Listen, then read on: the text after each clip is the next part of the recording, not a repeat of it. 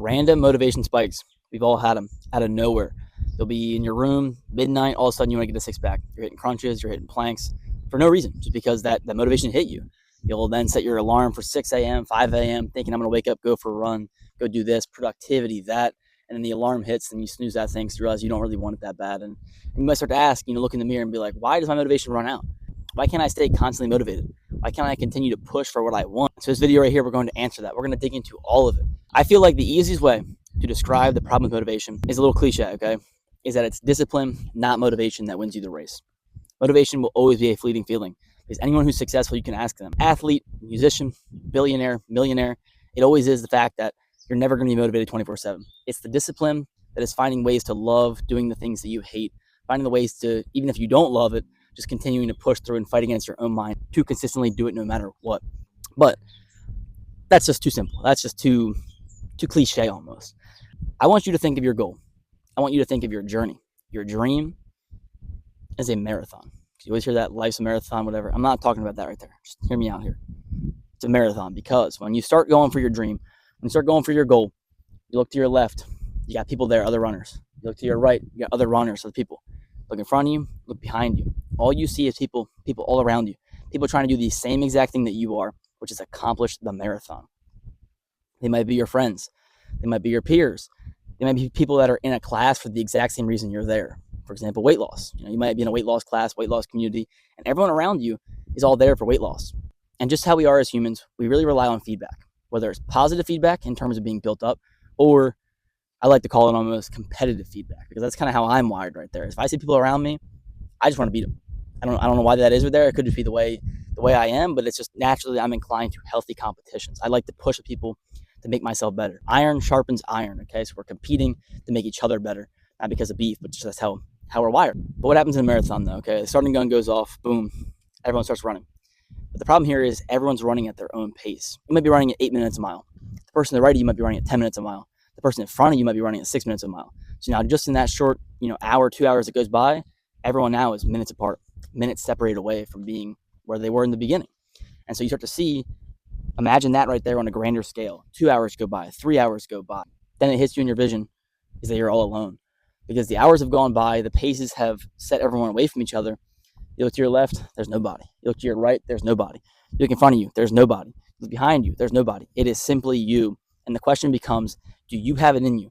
Do you have the will? Do you have the want? And do you have the discipline to finish and get across that line if there's no one next to you and in front of you or behind you to push you? Because it's easy. It's easy to run when someone's behind your heels, because you hear them footsteps. You hear someone constantly moving. They're going. You have to constantly run fast. That way you're in front of them and you don't lose your position. It's easy to run when someone's in front of you because you have someone to catch.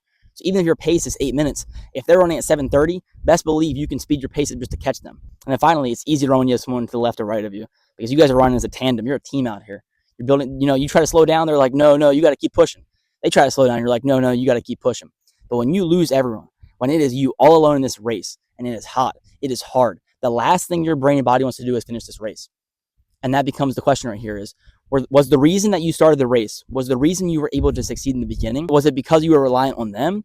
Or is it because you truly wanted it in here and had the mental toughness and the will and the want to push through no matter what the conditions were, no matter what the circumstances were? And that is why people suffer from motivation losses right there. Because like I said, it's easy to run in the beginning of the marathon. It's easy when there's everyone with you. It just becomes hard when the crowd is gone and it's just you and here dictating how fast you're going to run, because there's no one to set your pace. You're deciding your own pace. How hard are you willing to push, and how much do you really want it? And I think you find out that when things get like that, a lot of people, they just don't really want it that much, because they're relying on random hype.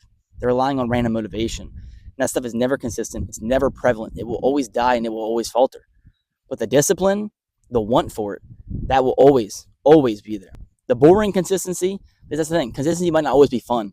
Consistency, because after you're running for miles and miles and there's no one around you, it's not fun anymore, unless you really, really love it. But a lot of times the work for the goals we want they're not fun. They're not the best thing ever. For example, we can switch the analogy a little bit. Social media.